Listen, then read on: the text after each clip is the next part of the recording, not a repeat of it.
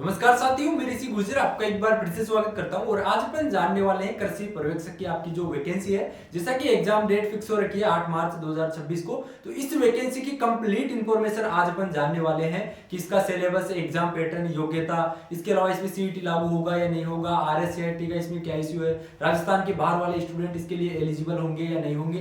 Complete information अपन कृषि पर्यवेक्षक की जानने वाले हैं। तो सबसे पहले अपन इस वैकेंसी की योग्यता की बात करते हैं, यानी इसकी योग्यता है वो क्या रहती है। तो देखिए, अपने कृषि पर्यवेक्षक है, इसकी योग्यता क्या रहती है। आप 12वीं पास होने चाहिए एग्रीकल्चर स्ट्रीम से, यानी आपने एग्रीकल्चर से 12वीं कर रखा है तो आप कृषि पर्यवेक्षक के लिए एलिजिबल हो। तो यदि आपने बायोलॉजी या फिर मैथ से 12वीं किया है और उसके बाद आपने बीएससी एग्रीकल्चर या फिर बीएससी हॉर्टिकल्चर से आपने करा है तो भी आप कृषि पर्यवेक्षक के लिए एलिजिबल होंगे। तो इसकी मेन योग्यता क्या है, आप 12वीं पास होने चाहिए एग्रीकल्चर से या फिर आपकी बीएससी होनी चाहिए एग्रीकल्चर से, तो आप इसके लिए एलिजिबल रहेंगे कृषि पर्यवेक्षक बनने के लिए। इसके बाद नेक्स्ट बात करें कि राजस्थान के बाहर वाले स्टूडेंट है इसके लिए एलिजिबल होंगे या नहीं होंगे। तो राजस्थान के बाहर वाले स्टूडेंट भी इसके लिए एलिजिबल होंगे कृषि पर्यवेक्षक के लिए, लेकिन वो जनरल कोटे से आएंगे, यानी उसको रिजर्वेशन नहीं मिलेगा। जैसे अपने राजस्थान में एसटी, एससी, एमबीसी को जो रिजर्वेशन मिलता है वो रिजर्वेशन है वो राजस्थान के बाहर वाले स्टूडेंट को नहीं मिलेगा, जनरल कोटे से उनका सिलेक्शन होगा।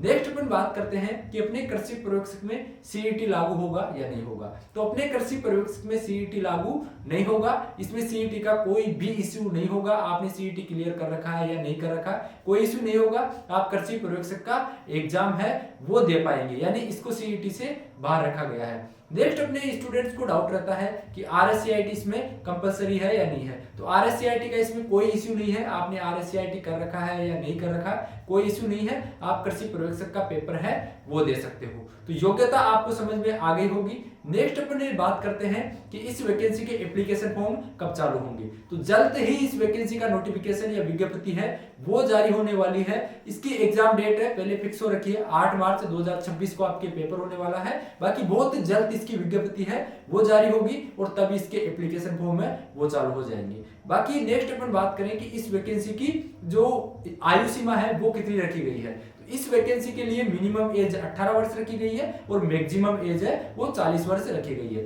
यानी 18 वर्ष से और 40 वर्ष के बीच के स्टूडेंट है इसके लिए एलिजिबल है कृषि पर्यवेक्षक बनने के लिए। मैक्सिमम जो एज है उसमें कुछ कैटेगरी को छूट भी दी गई है, बाकी मिनिमम एज रखी है इसमें 18 ईयर। जैसे कि नोटिफिकेशन जब जारी होगा, विज्ञप्ति जब आएगी तब उसमें लिखा आएगा कि इस डेट तक आप 18 ईयर के कंप्लीट हो रहे हो तो आप कृषि पर्यवेक्षक के लिए एलिजिबल हो। बाकी नेक्स्ट अपन बात करते हैं एग्जाम पैटर्न की। इसमें देखिए आपके टोटल कितने क्वेश्चन आते हैं। तो टोटल इसमें आपके 100 क्वेश्चन आते हैं। अब जो ये 100 क्वेश्चन होते हैं, ये 100 क्वेश्चन में देखिए आपके 60 क्वेश्चन तो होंगे एग्रीकल्चर के, एग्रीकल्चर में भी आपके 20 क्वेश्चन तो होंगे हॉर्टिकल्चर के, 20 क्वेश्चन होंगे आपके एनिमल हस्बेंड्री के, 20 क्वेश्चन होंगे आपके एग्रोनॉमी के। टोटल 60 क्वेश्चन तो आपके एग्रीकल्चर के हो गए। इसके अलावा 25 क्वेश्चन आपके राजस्थान जीके के आ गए। राजस्थान जीके में भी आपके सभी आता है, जैसे आर्ट एंड कल्चर आ गया, हिस्ट्री आ गई, भूगोल आ गया, ये सभी आपके इसमें आता है। बाकी नेक्स्ट अपने एक हिंदी आता है। हिंदी कितने नंबर का आता है, तो हिंदी आपके 15 नंबर का आता है। हिंदी में भी आपके बेसिक टॉपिक दे रखे होते हैं, जैसे संधि समास हो गया, इसके अलावा आपके पर्यायवाची विलोम शब्द, मुहावरे, पारिभाषिक शब्दावली, ये कुछ टॉपिक दे रखे होते हैं, इनमें से आपके क्वेश्चन आते हैं। टोटल 100 क्वेश्चन आते हैं जिनका डिवाइडेशन आपको समझ में आ गया होगा। एक क्वेश्चन है वो 3 नंबर का होता है। इसके अकॉर्डिंग यदि अपन बात करें तो आपके 100 क्वेश्चन 300 नंबर के हो गए, यानी आपके टोटल पेपर 300 नंबर का होता है। और इसमें माइनस मार्किंग भी होती है 1/3 की, यानी आप सही क्वेश्चन करते हो तो आपको 3 नंबर मिलेगा, यदि आप गलत क्वेश्चन करते हो तो आपका 1 नंबर है वो कट जाएगा। तो इसमें नेगेटिव मार्किंग भी होती है, ये भी आपको ध्यान रखना है। बाकी नेक्स्ट अपन बात करें तो देखिए इसका सिलेबस पूरा डिटेल से आप देखना चाहिए तो मैं आपको प्रोवाइड करवा दूंगा पीडीएफ, वो ले लीजिएगा और अच्छे से आप इसका सिलेबस है वो देख सकते हैं। यदि और इसके अलावा आपको कुछ डाउट कंफ्यूजन रहे तो इंस्टा पे आप हमें पूछ सकते हैं। ऋषि.agro के नाम से अपनी इंस्टा आईडी है। बाकी मिलते हैं फिर अपन नेक्स्ट वीडियो में। जय हिंद, जय भारत।